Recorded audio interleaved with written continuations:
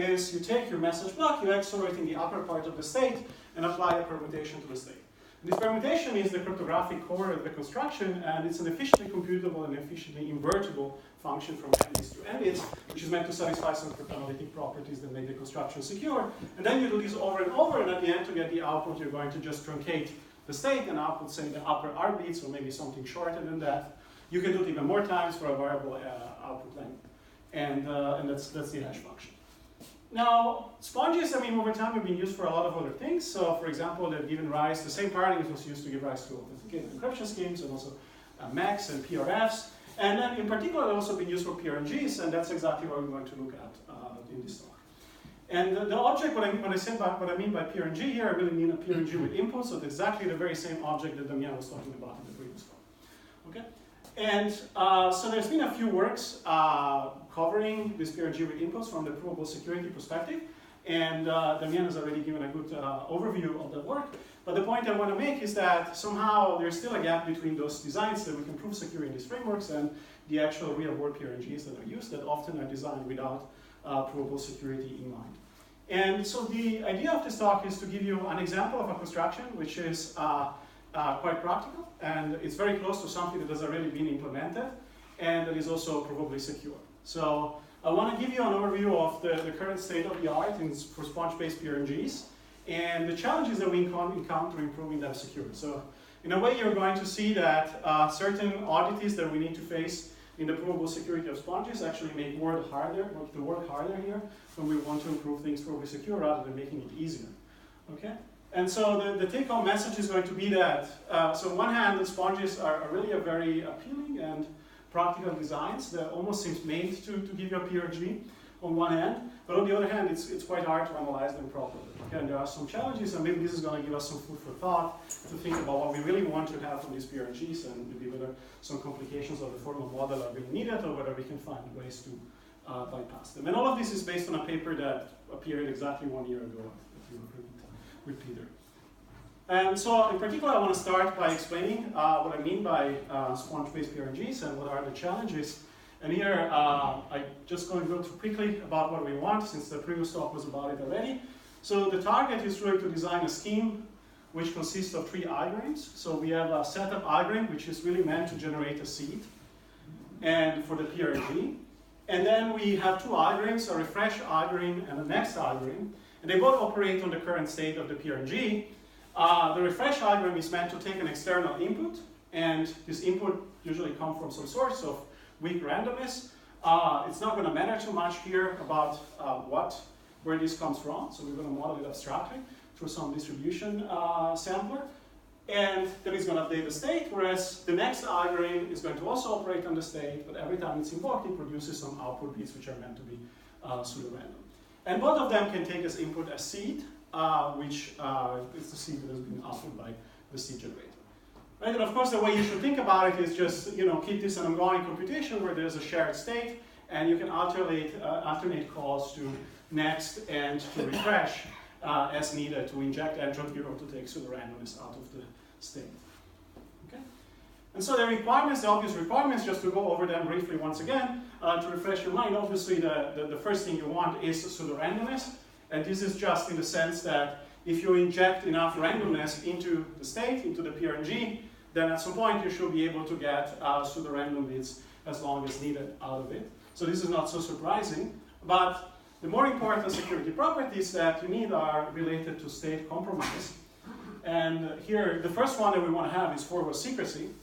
So we want to have that even if the attacker can compromise the state, either learn the state or even manipulate the state at a certain point, it should not learn anything about, so it should not be able to distinguish previous outputs from random, or more straightforwardly, if previous output bits have been used within some applications, for example, to generate keys and so on, like learning a future state should not help you compromising these applications that have used these bits. So for example, if you corrupt the state here, and these bits have been used before, applications using these bits should not be affected. And the converse here, and I still not very comfortable with the naming forward and backwards, and I always think of them the other way around, but backward secrecy is exactly the other way. So which is if you compromise the state at some point in time, then you should be able to restore the proper functioning of the PRNGs as long as you start accumulating entropy and you accumulate enough of it. So maybe at some point, just immediately after the compromise of the state, bits are not going to be quite okay output, but at some point later, outputs of the PRNG are going to be pseudo-random, right? And so how can you use sponges to implement something like this? Well, actually, the structure is quite amenable to that. And there was a very simple construction which was proposed by the very same authors of the sponge design, so Bertoni, Damon, Peter, Stefano. And the idea is to develop the refresh function in a very similar way now you process message blocks in the sponge construction. So all you do is, whenever you have an input to the PRG, you are just going to add it, or maybe if it's longer than r-bit, split into different r-bit blocks, and then add it to the upper part of the state, and then apply the permutation as needed. And then to output bits, again, you do the same thing you will do to produce an output of the sponge construction. You just take the upper r bits, apply the permutation, and then go on, right? And you can do this many times and not really as you wish. Right, so it's actually quite elegant and simple. You don't have to do much. In the original paper, they gave an analysis in a simple model, which essentially guarantees just the pseudo-randomness property of the PRNG.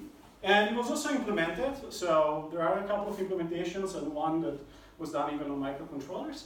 So it was tested to be practical, but if you look at it from the perspective of robustness that we just discussed, there are of course a few issues.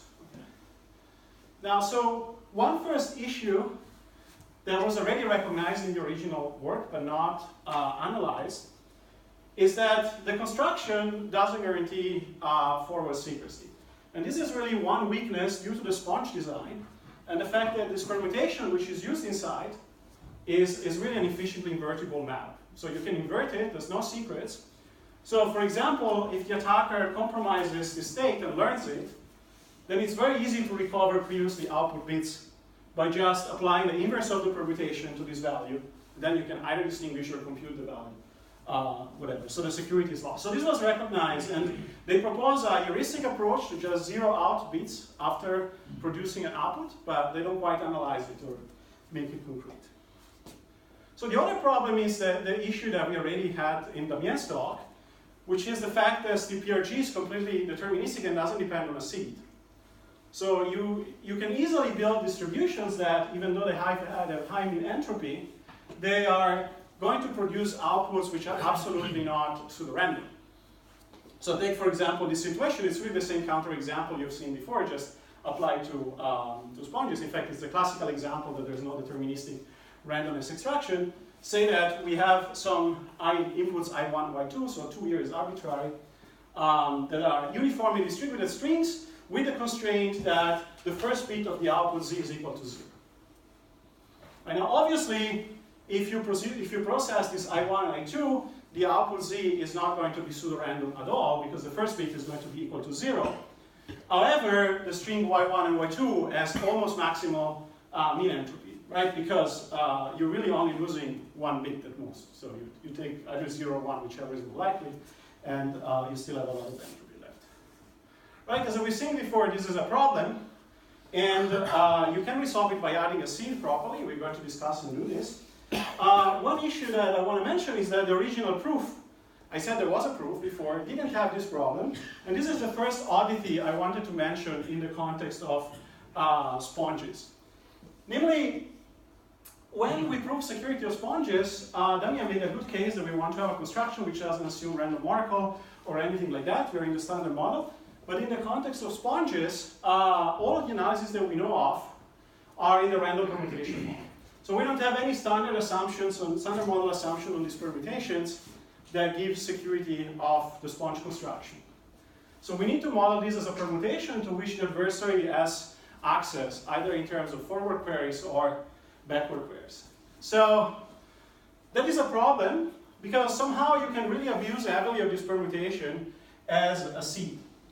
So, for example, the previous attack, if we look at the distribution of I1 and I2 that we have built, it heavily depends on the permutation itself. So the distribution depends on the permutation. So I1, I2 such that if you process it through the permutation, you're going to get the bit to be equal to 0.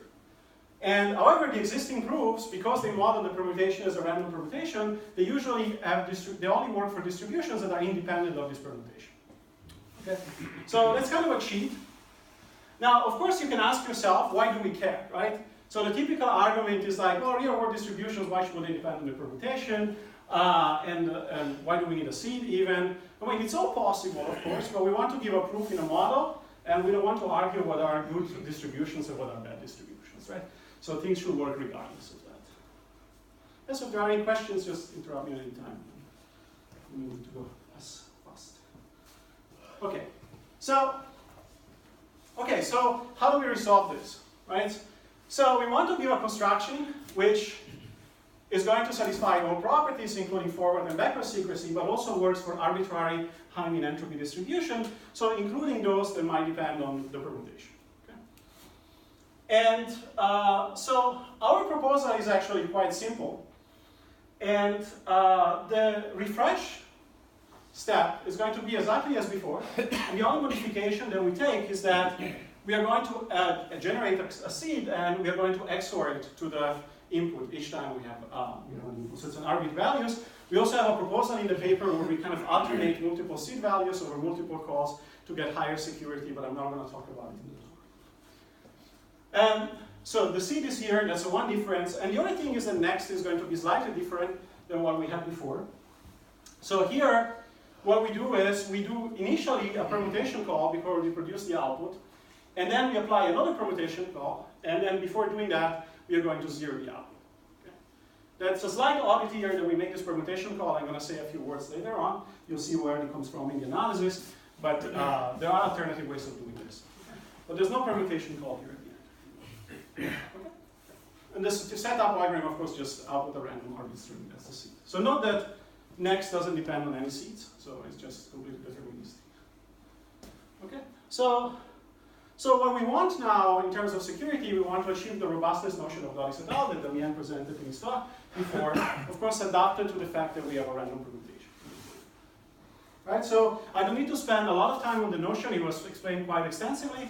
Right. So remember that the main idea is that we have an adversarial source of weak randomness, and we have one single security definition that in particular implies everything we want, including forward and backward secrecy.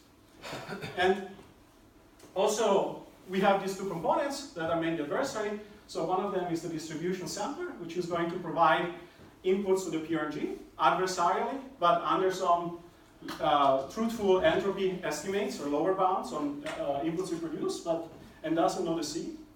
And on the other hand, we have an attacker that knows the seed, can compromise the state, can trigger refreshes of the state as he wants, and can ask for real or random challenges. So, again, so think about this. It's the same thing really you had before, right? But the game proceeds in steps, and on every step, the adversary can either trigger refresh operation that are going to have the distribution sampler feed an input into the PRG state to the refresh function, and also have some side information as Z1 and some entropy estimate gamma 1. And then he can do this as much as he wants, and then he can also do some calls to the next function. We can produce outputs that should look sort of random. I'm going to formalize this next, and then alternate as it wishes. Right? And this was explained extensively before, but what we want from this distribution sampler is that it's legitimate, meaning these gamma j's values that are provided out of it should give truthful lower bounds on the entropy of these ij values, right? So in particular, they should give lower bounds on the mean entropy of the ij's condition on everything else, okay? Including back to previous and later values, which might sound a little bit odd, okay? At first. And here, like conditional mean entropy is really like worst case, right? So you take the mean entropy of x given y is taken by looking at all possible outcomes of the random variable y, looking at the conditional mean entropy, and then taking the lowest one. Okay?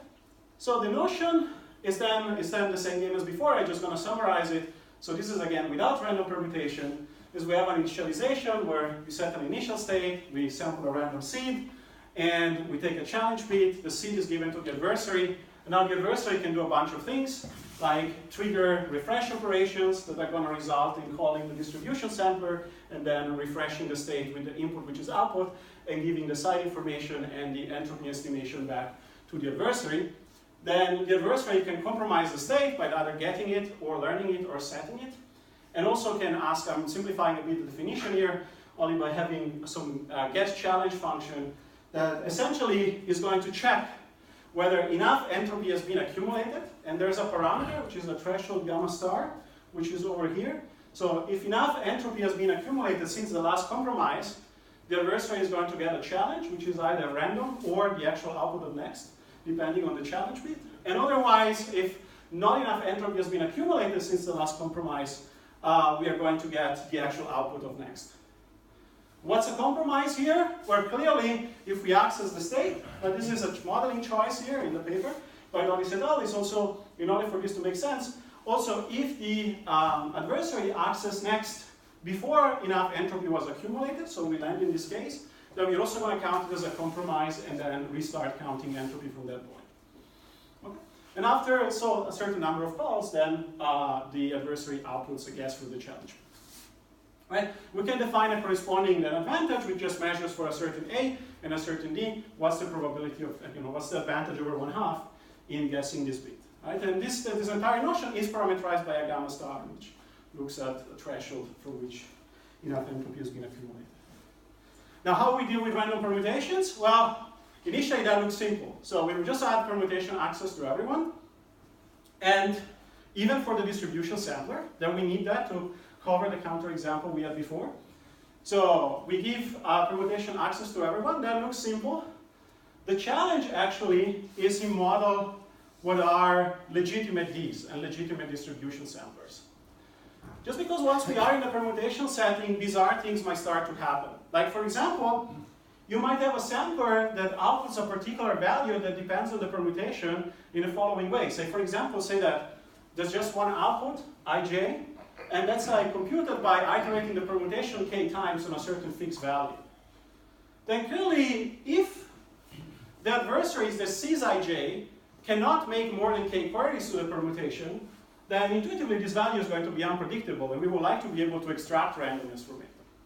Whereas if it can make more queries, it's going to be totally predictable. If it can make at least k queries, it just recomputes it and then knows the value. Right? So things are a bit weird, and what unpredictable means it's kind of strange. And I'm not saying we give an elegant definitions in the paper. In fact, it's the weakest point of our work, and I think people should work on it. So we have a somewhat unsatisfactory monster definition in the paper of what does it mean for a legitimate sampler, for a sampler to be legitimate in this set.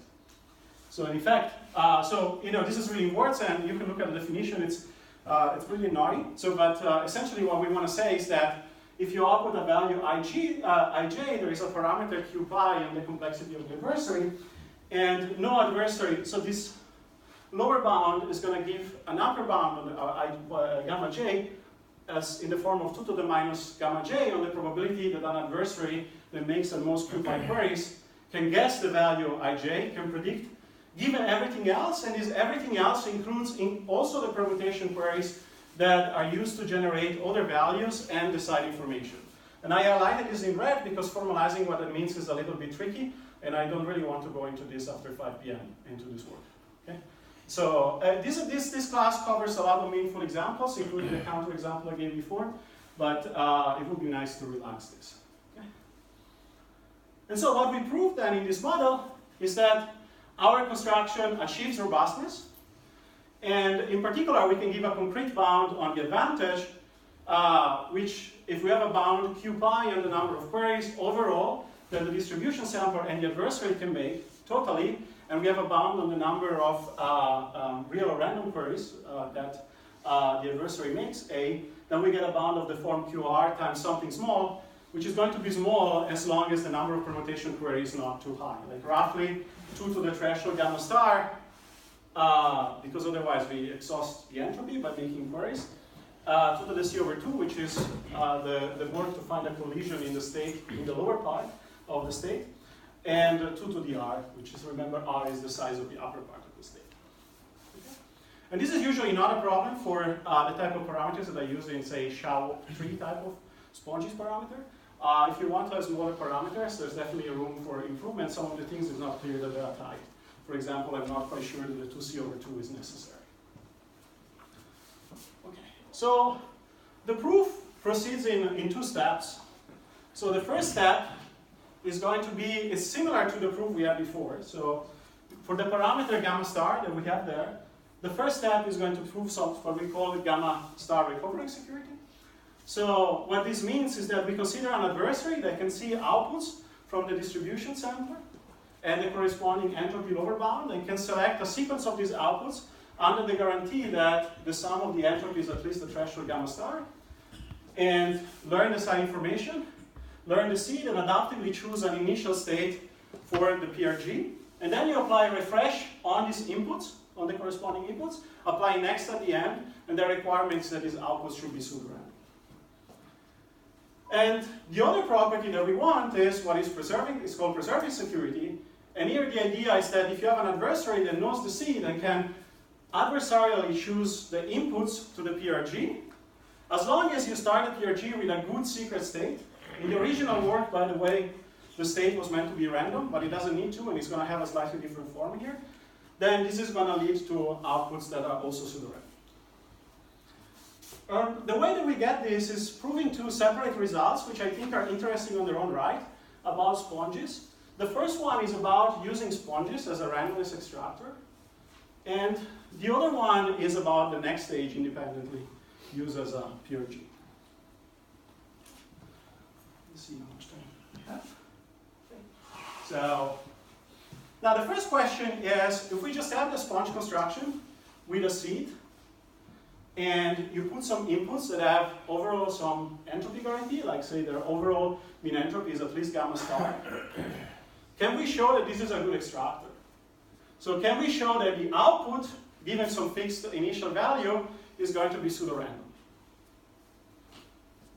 Now if you think about it, you realize that the answer is actually not necessary. Because, for example, if you do this once, and we have some input I, we XOR the seed to it, we XOR it to the upper part of the state and apply the permutation, then we get a Y, which we would like to be pseudo-random, but it's not going to be in all cases. In particular, say, if your distribution, so if your input I is distributed such that its first bit is 0, and the remaining R minus 1 bits are all uniform, then this has a good entropy, and you probably would like to say that as long as you don't make too many queries to the permutation, the output is random. But it's super easy to distinguish, because you can just take Y, do an inverse query to the permutation, then XOR the first bit of the IV, the first bit of the seed, and check that you get a 0, what you get is 0. And this is going to allow you to distinguish with at least advantage 1/2. Okay? So why is this attack possible? It's possible because we can query the inverse of the permutation again. That's an oddity of the sponge framework. And so the question is, what if we can't? And this is exactly the intuition that we have, that if you can eliminate this type of queries, then what's going to happen is that it seems much harder to distinguish, because somehow you have to try to query the permutation forward on all inputs to be certain that this value that you see is not a random value, but it's a value which is output by the extractor.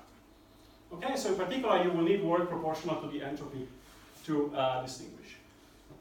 And so the main observation is that we are in the random permutation model, so we can restrict the adversary to either make certain queries or not. And the restriction that the adversary cannot query pi minus 1 on the output of this construction in the context of extraction will make sense in our application scenario, because we will use this extracted Y as a secret key in something else, or as a secret value, and so we will be able to exclude such queries. So in fact, we prove a very strong lemma in a more general setting of extraction, which is close to what we want to show.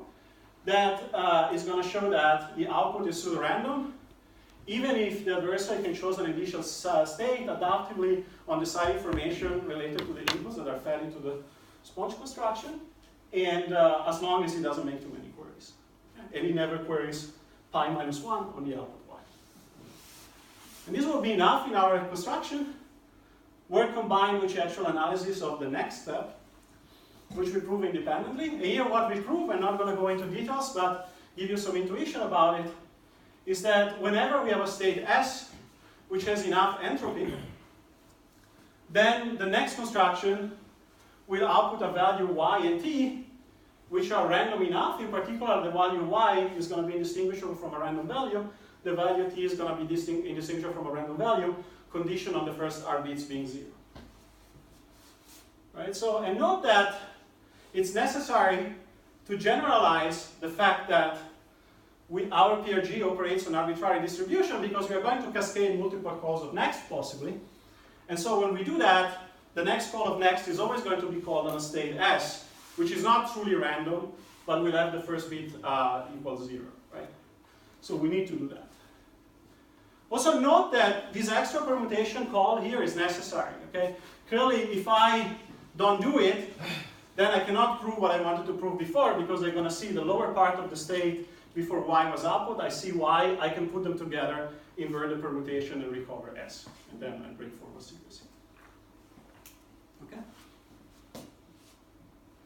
So there's an alternative construction. So this is something that has come up with some criticism. I mean, Gilles Van Asch was asking me about it, which is that instead of having this one permutation call here, sorry for flipping around, but we directly output y and then have a permutation call at the end, is slightly better because when we alternate from, more elegant, because when we alternate from refresh to next, we're not going to make these two consecutive permutation calls or nothing, but we always have permutation called something, permutation called something. The overall number of permutation doesn't change, but this might be slightly more desirable.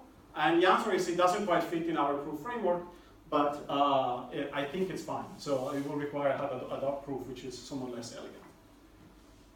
So in the paper, we have other applications, like we also show how to analyze a natural sponge-based key derivation function. And this is just a straightforward application of our sponge extraction lemma with existing analysis of sponge-based PRFs. So I just want to conclude and not keep you here for too long with some conclusion and open questions. So again, our first question really, I want to go back to this point, which I asked before. So why care about these things, like adding a seed and dealing with permutation? And I think the main answer is that even if you're skeptical, if we can find a solution where we are all happy, meaning we can add security for cheap, we get the strongest security, we can add a seed for cheap, then that should be fine enough for everyone. In particular, note that our seeding proposal is quite lightweight. So you're just whitening the input. In fact, you don't even need to modify the internals. You can do it on the input and then call the sponge construction. So you're just XORing it. So it's not a big deal. And that makes the proof possible. Wait, can you repeat it? Sorry. Oh, so now the argument is whether you're happy with a seed or not. There are some people that think that it's not necessary. And I wanted to say that it's not a big deal in our construction in terms of efficiency because you're really just XORing it to the input, right? And that's very cheap. So open problems, I mean, there's many here, and I think it's more of a starting point than anything else, right? So there's been some work on stronger models. So the thing about samplers, I said it's a strong restriction. Maybe we can do more. Concrete bounds. It's not a big problem here if we think about having a large state, like in most sponge-based constructions. But if we want to have a small state, it might matter.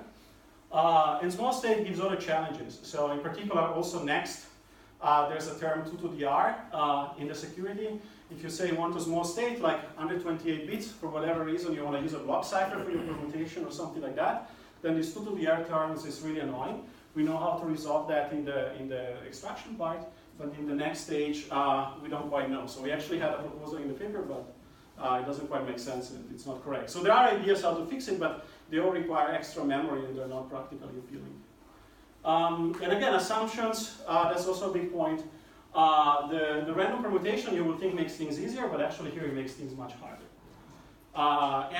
Concerning this last point, I just wanted to point out that, so we actually have a paper here in Europe with my student Pratik that on finding standard model assumptions on permutations.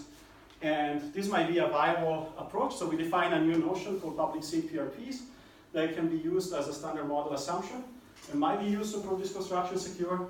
The catch is that because we are targeting a complexity theoretic notion, we actually need to consider not just permutations like in sponges, but families of permutations with a public seed. So you will have to find a way to introduce the seed in the permutation to make this work, which is also maybe not so appealing in this context. Okay, so that's everything I wanted to say. The paper is a reprint, and if you have questions, I'm happy to answer them. Thank you. Questions to Stefano? So for premature next, I mean in our paper we technically didn't consider random permutation. permutation, but technically we have a compiler that takes guy without premature next Yeah. and gets premature next. Is there a reason it wouldn't work? No, it will work. Yeah, yeah. So what I meant is maybe there is a more spongy. So the fact that this random permutation, Yeah. the distribution sample doesn't test. Yeah, I think. But yeah, you could do generic, yes. And just to check, so if you your modeling, would it imply something that, for exactly reasons you stated we didn't do, that if you just do cascade of random oracles and maybe like drop like bits or do prefix free, that essentially, that if you just do standard kind of Merkle damper, that it will be secure? That will work, in this yeah. model? That will be easier, exactly. So. Right. Well, we didn't do it because of this definitional issues. Yeah, yeah.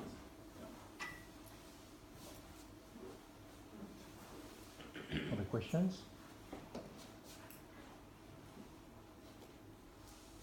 No questions. So thank you very much again.